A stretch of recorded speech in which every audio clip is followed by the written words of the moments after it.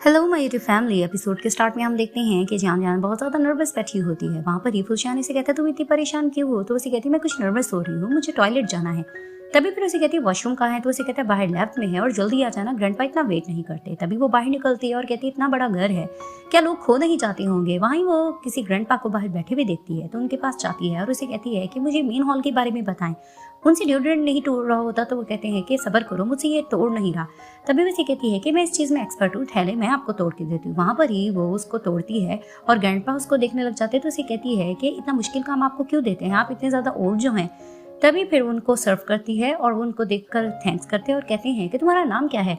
तो वैसे कहती है मेरा नाम है जुन जियान यान। तभी फिर उससे कहते हैं कि बहुत अच्छा नेम है। तभी वैसे कहते हैं चलो तुम भी मेरे साथ शेयर करो। तो वो इनकार कर रही होती है लेकिन वो उसको दे देते हैं। तभी फिर वो खाने लगती है तो कहती है कि प्लीज़ मुझे मेन हॉल के बारे में बताएं, मुझे जल्दी है। तभी वैसे कहते हैं तुम्हें इतनी जल्दी क्यों है, वहाँ पर ऐसी क्या खौफनाक चीज़ हो रही है?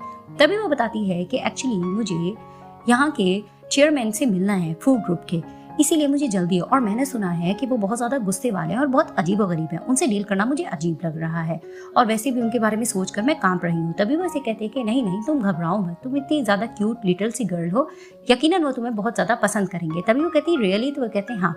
तभी फिर वो कहती है ठीक है मुझे जाना चाहिए। अब वो जा रही होती है और वहाँ पर ही वो कहती है कि ठीक है मुझे दोबारा से बता दें, मैं भूल गई हूँ। तो वो उसे इशारा करते हैं वहाँ है मेन हॉल। अब वो जा रही होती है और उन्हें कहती जाती है ज़्यादा ड्यूरेंट नहीं खाना चाहिए, आपकी सेहत के लिए ठीक नहीं होगा, और बाय करके अंदर चली जाती है।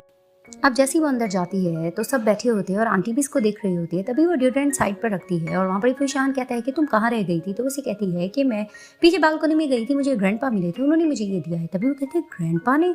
तभी वो कहती है क्या मतलब ग्रैंडपा? और वहाँ पर ये ग्रैंडपा आ जाते हैं और ये उन्हें शॉक होकर देखने लग जाती है और वो उसे कहते हैं कि ओह जान जान तुम। तभी फिर उनको देखने लग जाती है और वो कहते हैं कि फुशियान तुम्हारा टेस्ट बहुत अच्छा है। और फिर वहाँ पर ही कहते हैं कि बाय द वे डिओड्रेंट बहुत अच्छा है, इसे खा लो। तभी वो कहती है ओह थैंक यू, आपने ये मुझे दिया। तभी फिर आंटी कहती है कि आप इससे मिल चुके हैं? और वहीं ग्रैंडपा कहते हैं नहीं नहीं मैं बिल्कुल अभी इससे मिला हूँ। और वहाँ पर ही फिर आंटी आग लगाने लग जाती हैं कि मैं ये सोच रही थी ग्रैंडपा कि अचानक से इसकी कोई गर्लफ्रेंड तो थी नहीं और अभी फुशियान कह रहा है कि इसकी फियांसी भी है। तभी फिर ग्रैंडपा कहते क्या मतलब? तभी वो इसे कहती है कि मैं आपको ये बताना चाहती हूँ कि मेरे पास यन ग्रुप के मालिक की बेटी की पिक है। और वहाँ पर ही फुशियान और जान जान एक दूसरे को हैरत भरी नजरों से देखने लग जाते हैं। अब आंटी ग्रैंडपा को पिक दिखाती है और कहती है ये देखिए यहाँ पर इसकी नाक कैसी है और अब दिखने में कैसी लग रही है, और पिक में इसकी आइस कितनी छोटी है और अब देखें। तभी ग्रैंडपा हंसकर कहती हैं कि बचपन में तुम्हें बदसूरत लगती थी और अब देखो कैसी हो गई हो, लड़कियां जब बड़ी हो जाती है तो खूबसूरत हो जाती है। और जैसे ही वो पिक टेबल पे रखते हैं जान जान और फुशियान वो पिक देखकर उनकी जान में जान आती है कि वो बच गए।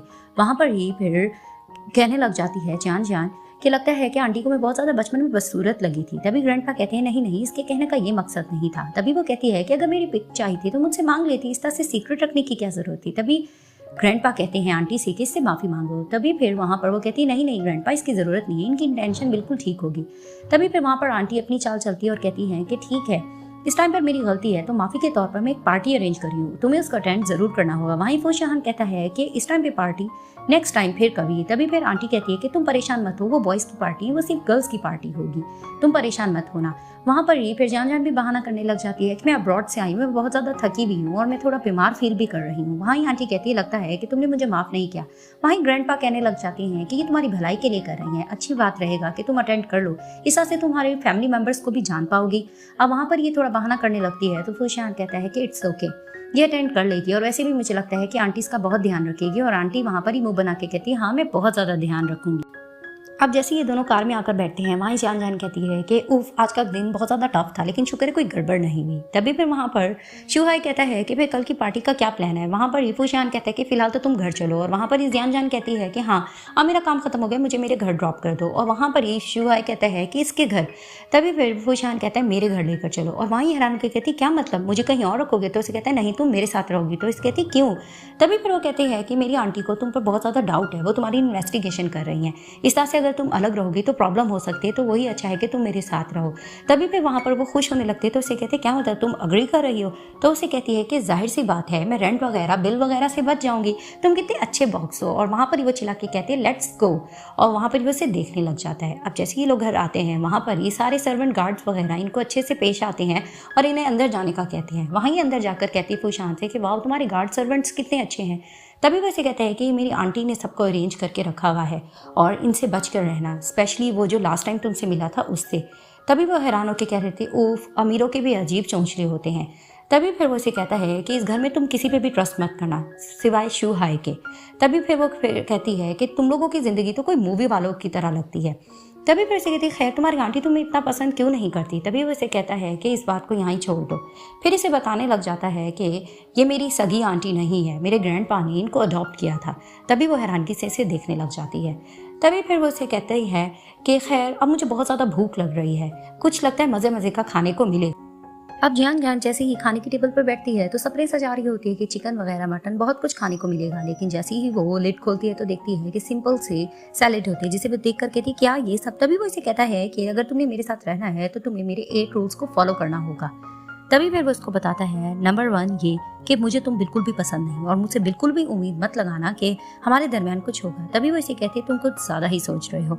तभी वो कहता है कि दूसरा रूल ये कि मुझे वो औरतें बिल्कुल नहीं पसंद जो दूसरों के मामलों में टांग अड़ाती है, तो मेरी पर्सनल लाइफ जाने की ज़रूरत भी नहीं है तुम्हें। तभी वो कहता है कि नंबर 3 ये कि जो ऊंची आवाज़ में बात करती है मुझे वो बिल्कुल पसंद नहीं है। और नंबर 4 वो कि जो मैं खाऊं खाने की टेबल पर वो ही होना चाहिए, मेरी पसंद का खाना ही।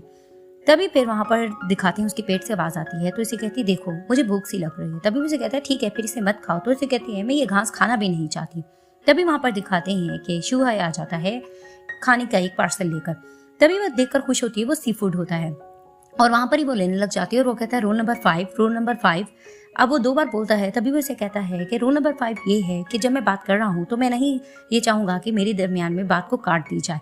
तभी वो इसे कहती है कि अगर मैं भूख से मर जाऊँ तो तुम्हारे इस रूल्स को कौन सुनेगा। तभी फिर वो ले लेती है उसी सी फूड को और वो खुशी खुशी उसको खाने लग जाती है। और वहाँ पर ही दिखाते हैं कि शू हाई और फिर शियान का दिल बहुत ज़्यादा ख़राब हो रहा था और वो मज़े लेकर खा रही होती है।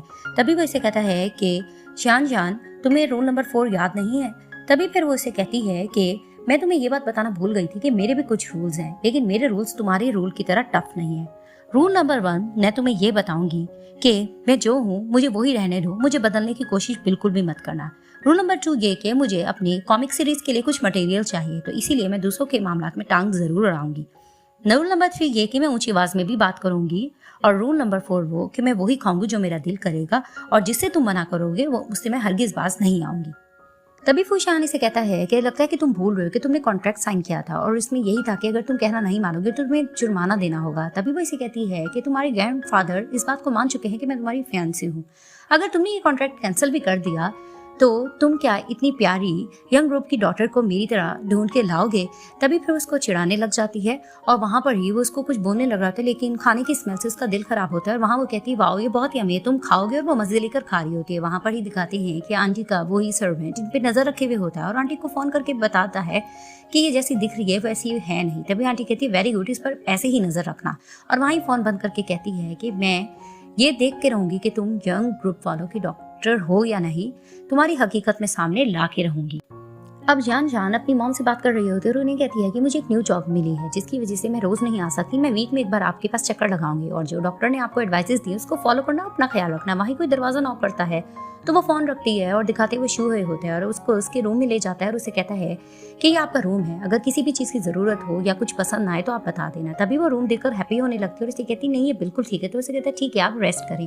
और वहाँ ही वो बहुत ज़्यादा क्रेजी होने लग जाती है रूम देखकर, बहुत ज़्यादा कूदने नाचने गाने लग जाती है क्योंकि वो पुअर फैमिली सी होती है और इतना प्यारा रूम देखकर वो बहुत ज़्यादा हैप्पी हो रही होती है और जोर जोर से चिल्ला रही होती है। और वहाँ पर ये शू हाई जैसे ही बाहर निकलता है तो वो उसकी आवाज़ें सुनकर कहता है कि हमारे बॉस ने एक बहुत ही हार्ड किस्म की लड़की को अपने लिए चुन लिया है।